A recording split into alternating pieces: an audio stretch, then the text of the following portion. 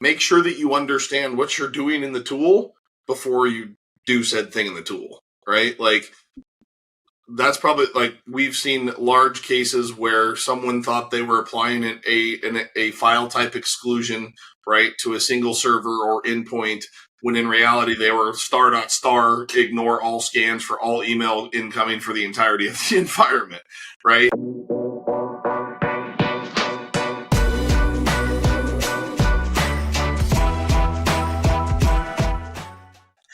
And the last thing I'll bookend on before doing the intro here is, said another way, fusion centers aren't new. Cyber is just getting mature enough to be able to take advantage of the concept, right? It was really, in many ways, an early 2000s intelligence concept that, like, has started to be, made available across industries. And now it's to the point where it can be offered as a service, right? We don't need to go that far into plugging, but I'm just saying that is... No, but I think that regulations, right, have already happened. It's like history repeating itself type deal, and it's just like, well, we could have already seen where we could have been, and that's where we're at. So now we're here. Let's keep going, right? Let's see what else, like, what other pieces are improvements, what other things can. What other things are out there that people with similarly structured missions have done? What is intelligence did that in the early 2000s? What are they doing now? What was right? How can we learn better from that as a way to turn that into commercial cyber? Yeah, that's some good thought. I mean, when I think about it, my headspace has been law enforcement and terrorism fusion centers started happening when the problem sets became so complex that traditional methods couldn't solve them, right? So, and I think that's a lot of what we're starting to see in cyber as well, is these more difficult problem sets, more organized, criminal activity. And so it's just going to naturally require us to have more tools, more communication, leading to, cyber fusion centers. So, I mean, if you think about it too, right? Like, the people who are attacking things, right? They are doing it themselves. So it's just kind of repeating the same process, except for now your colo, right, is actually just other companies that are using your services, providing you some extra information. You can say that this person is using, this person's in fintech.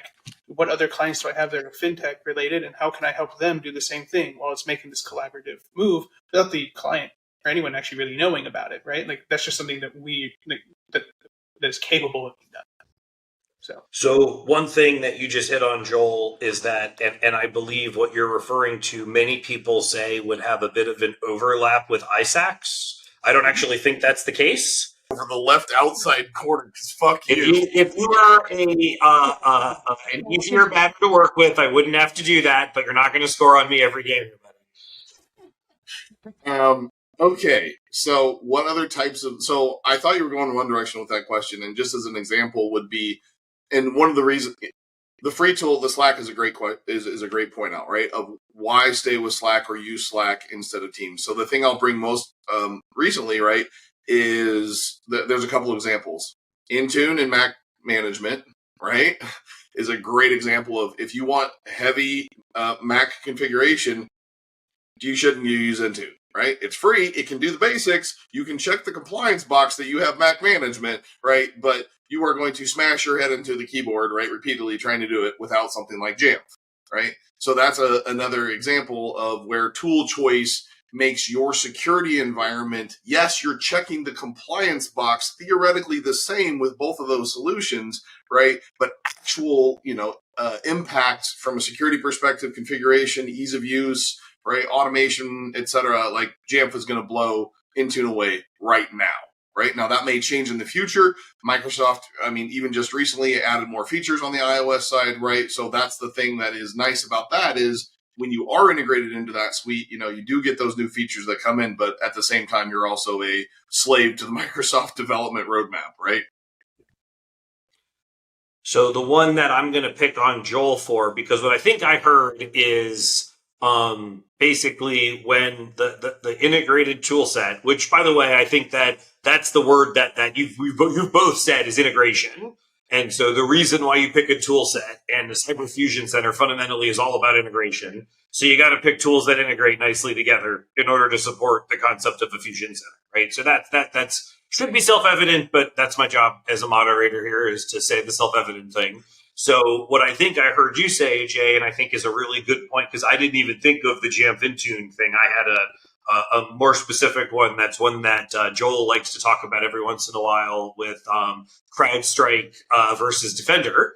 But in the case of what you said, what I'm hearing is when the integrated tool doesn't do the job that you need it to do, and that's based on your own threat model, your own risk tolerance, all the normal cybersecurity caveats that we're all used to giving. If there's a gap there, that's when it makes sense to either augment, because Jamf does a really good job of working with Intune in a very integrated manner, or to rip and replace, as the case of CrowdStrike would be. And so my question to Joel then is that okay? That's like almost a self-evident one with Macs. I'm actually, now that I say I'm surprised by it, it's just because it's not controversial. There's no question. If you want to have a secure Mac environment and you're a Microsoft shop, Jamf is I don't know of another solution. Maybe there is one. Certainly not one that's FedRAMPed, but that's neither here nor there.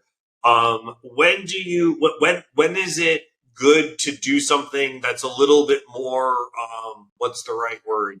Less obvious. It's less obvious, not more, it's less. In fact, this is like CrowdStrike versus Defender is a much less obvious decision point when to do that. The decision point for what AJ said is, well, how many Macs do you have and how much critical data is on those Macs? It's very simple. CEO has one Mac and we don't let him touch anything. Use Intune. Who cares?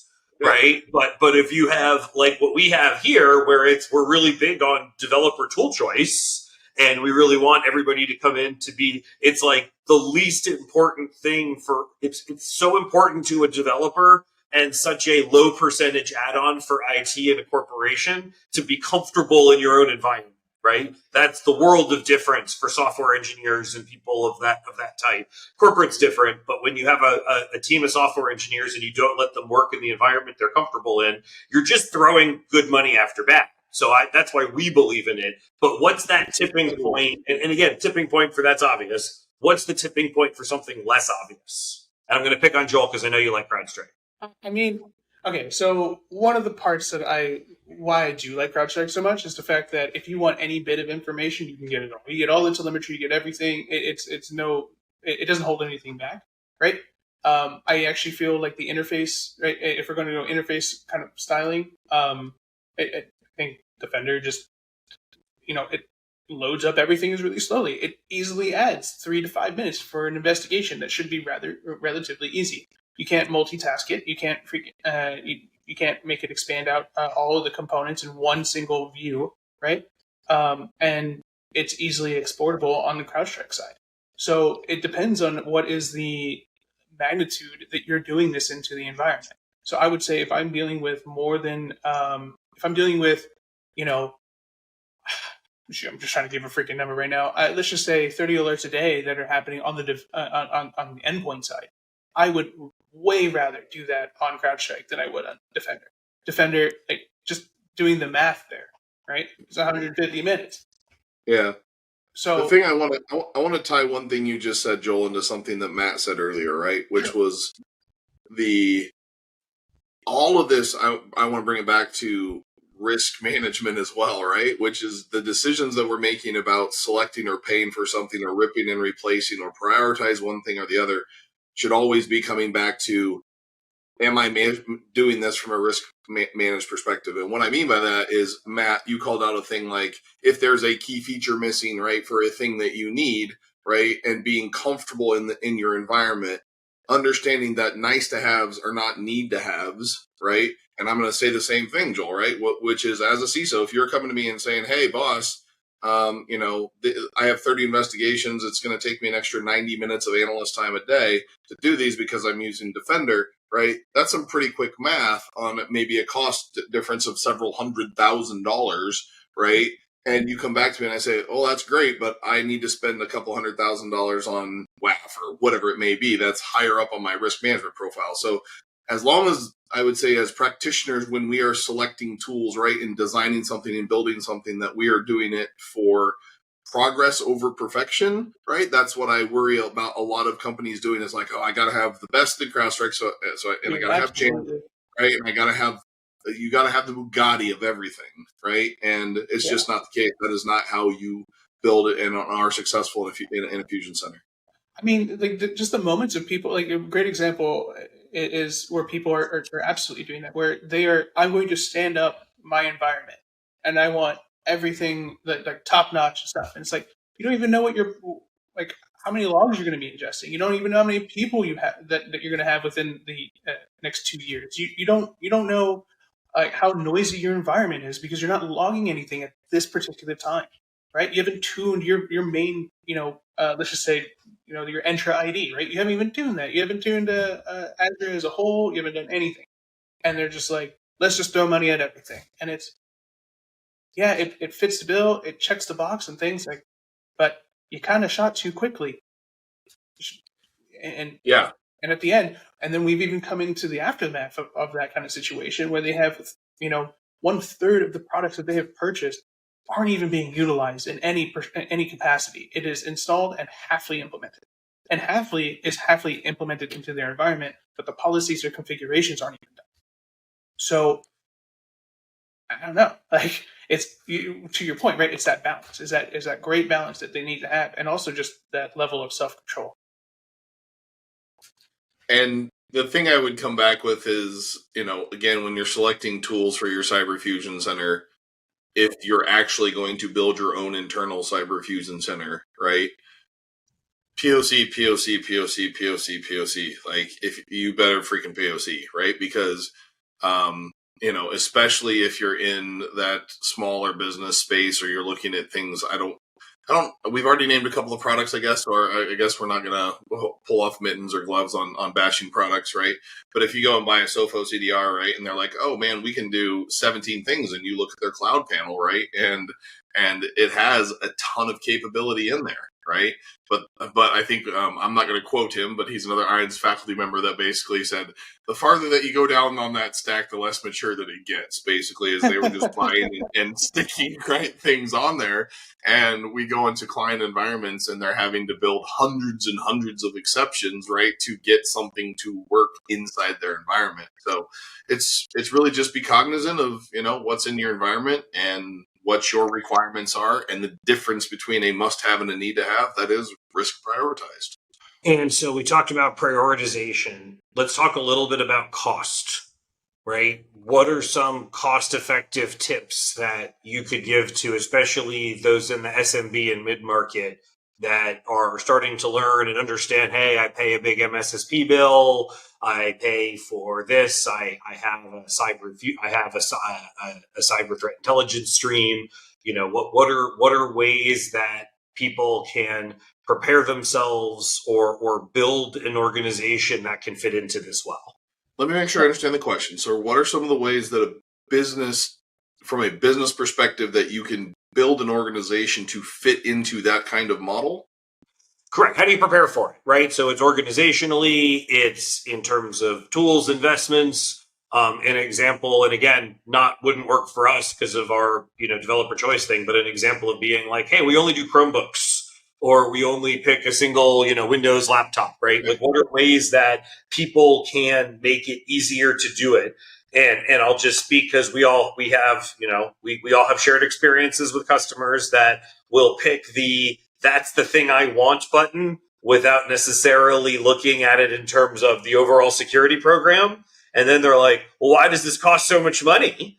And the answer is because you picked choices that weren't optimal for the program you were trying to create, right? Like it's there, and we've said, as the example, Microsoft's the easy button. They've got everything and they've really built their whole suite for compliance. But as with Slack, as with Jamf, as with CrowdStrike, and there are different needs an organization may have where they feel like they can't just take the easy button there to do that. They want to do more. And so we've talked about that tipping point, but like, what can people do to help ready themselves for these decisions? Because like you said, this is new. So a lot of people would say Fusion Center's on our 2025 roadmap, right? So what can they do in 24 to get there in terms of, and that could be hiring, that could be technology choices, it could be a lot of different things. Okay. So That we can go a lot of different ways with that. Yeah. Some immediate like things that I could come up with would be like one example would be like dictate your fleet, right? Make sure that it's all something that can be readily available. Like if you're gonna go Dell, go 2 options of Dell: workstation replacement and mobile, right? Stick with Windows if you can, if just for the ease and capabilities of that. But if you're going to have Mac side, then limit that. Limit that for a reason. Don't make it just let people just choose. Also, anything that has to do with like your environment, right? Your Active Directory or user control systems.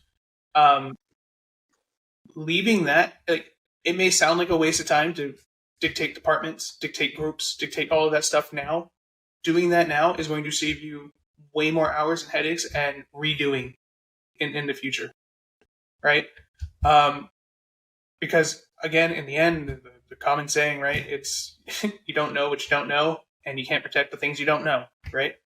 And if you can't define that early on in the days of your business, then there's a reason why a lot of people go out of business too, right? It's not just because of the fact that they didn't plan for something in the future, but it's also for the fact that they just didn't plan to plan, and they make poor choices, and it's the amount of poor choices that they make towards the end that make them fail.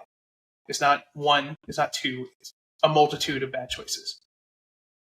So, dictating fleet, investing early in kind of the construction of your business, right? And then also, maybe not enrolling in 5-year terms, right? Make sure that the things that you're freaking leasing or the things that you're, invested in are something that are flexible in the end, right? If your projection is in 2024, 2025, and you started your business in 2022, I really hope you weren't in a 5-year, projection of like being invested in a tool, because in 5 years that may be the worst tool, or they may, it's just you're stuck with it, right? And now you're ready to progress, but you're still stuck with a antiquated feature set that everyone else has blown it out of the water at this point. And that's a good one. That's one I didn't think of, and we've definitely run across, right, is people that feel like they need to get their value worth of the tools that they've bought, even though those tools just don't meet the functional needs. Forget the compliance needs, but like the actual organizational needs. I think that's definitely one that I didn't think about in terms of preparedness. And I'll take a little bit of a different, I would say, approach on it. From one, know where you're trying to go and what you're trying to achieve, right, from a business objective, and ask how the tools that you're selecting fit into that. Does that make it easier or harder for you to do, right? So as a business, if you are trying to achieve, one of the hot topics in Fed space is CMMC compliance, right? Understand why you're trying to achieve that. What are the requirements for that, right? And does what you're wanting to do match up with what you should be doing, right? Or are you going to be costing yourself more money in the long run because you prefer option A over option B when really option B is the better choice, right? So that would be kind of point one. Point two for me is I like to tell people, right, like if you're a smaller shop, so one, I'll just make the comment, a small to medium business should not be trying to start their own cyber fusion center, right? You are going to have a hard time, if not impossible time, staffing it, right? And you will spend far more money than you should, right? Go out and find a managed service provider to do it for you. On the managed service provider front, right, in that aspect is find a managed service provider that will advise you properly is the short answer, right? Because there are lots of times where we sit in, right, and listen to other advisors, right? So I'm trying to think of the right way to say it, but is be careful who you trust, right? Is the Aesop's fable of the Emperor's New Clothes, right? Where he trusted all of his wise men and ended up being naked, right? Because he didn't challenge or didn't want to seem stupid. So, be careful who you turn the keys over to, right? When you're selecting those. So if you're preparing for a cyber fusion center, it is make sure that you have an advisor that has either done that, right? Has been there, done that, right? Like, how can anyone advise you on how to build a cyber fusion center if they have not done so? Pick a framework, right? If you're a small business, right, pick something like CIS 18 and go against that and just say, okay, what are some of the free tools out there there's a ton of great content in the open source community, right? I'll plug a couple of them, and just as a side note, right? I'm going to miss some, right? But like, there's a community edition of Bloodhound, right? There's a community edition of Ping Castle, right? There's a ton of tools that are out there. There's a community edition of Snipe It, right? Thanks Snipeyhead for developing an awesome tool, right? For IT asset management stuff, right? All of those are free that you don't necessarily, free, right? They're open source software. You do have to run them and administer them. But that's what I would do at first, is sit down and if you're trying to hold a budget close, right? Sit down and say, what are some of the open source tools that I can start, right, down the path of progress, right? It is progress over perfection, right? It is introducing friction, right? So security in layers, right? So by even using some of these free tools, which are not as good, right, as the commercial paid tools, you're still hardening your environment. So that's what I would say is, and then I'm going to get my last plug is people, process, and technology in that order for a reason, right? Don't go buy technology and then try to force your process into it because somebody told you that CrowdStrike was the best EDR ever. Okay. So picked on Joel specifically. I didn't even get a reaction. I'm disappointed. No, I mean, I agree. Right when you said people, process, technology, that's absolutely true, right? Like that's the balance, right? That is the straight balance. And if any of those fall, like that's where your focus should be, right? If you don't have enough people, it's time to hire, right? If you don't have the technology, well, why don't you have the technology, right? Like, do you have something that's close to it or whatever, right? And then it's time to start reviewing your contracts that you have. Be ready to replace that technology with something that's bigger, better, faster, right? If you can. Yep. And yeah. All I will say is there are some really great organizations out there, ours included. I'm gonna lump ours into one of them, right? That really believe in mission, right, and helping the customer secure their environment, right? And so go find providers like that, right? They do exist out there. Go find advisors that are like that, and we can get into a whole rant on VCSO and hourly based VCSO over objective based VCSO, amongst other things, but. That's what I would say to people is build your vision, match your business goals against it, make sure you have the proper advisor in place, take a framework that you're going to align against, right? And then look for open source tools that are going to help you make progress over perfection, and then figure how you can fill those gaps. And so in kind of a closing thought here, what are some mistakes that you've seen as people try to roll out these security programs and forgetting they don't know that they need a cyber fusion center? They're not there yet, but they are buying these elements of detection and threat intelligence and incident response, etc. So like what are some mistakes that you would say that you've seen that you could generically caution people against as they start to mature in this process? Make sure that you understand what you're doing in the tool before you do said thing in the tool, right? Like that's probably, like, we've seen large cases where someone thought they were applying a file type exclusion, right, to a single server or endpoint, when in reality they were ***, ignore all scans for all email incoming for the entirety of the environment, right? It is, don't assume that the engineers in your environment, just because they are capable, right, automatically know how to best configure, implement, stand up, optimize these security tools, right? And don't attempt to just lump on, other duties as assigned, right, to your engineers and say, congratulations, you are now responsible for the configuration of our Azure firewalls. And that person's like, cool, what's Azure? Right? So, and I think Joel's called something out earlier too, right? Like signing long year terms with new tools that you've not used before. Not putting, like if you do sign a 1 year term, put something in the renewal clause that says you can't jack up my price by 100% on the second year, right? Just because I want to renew it, right? So.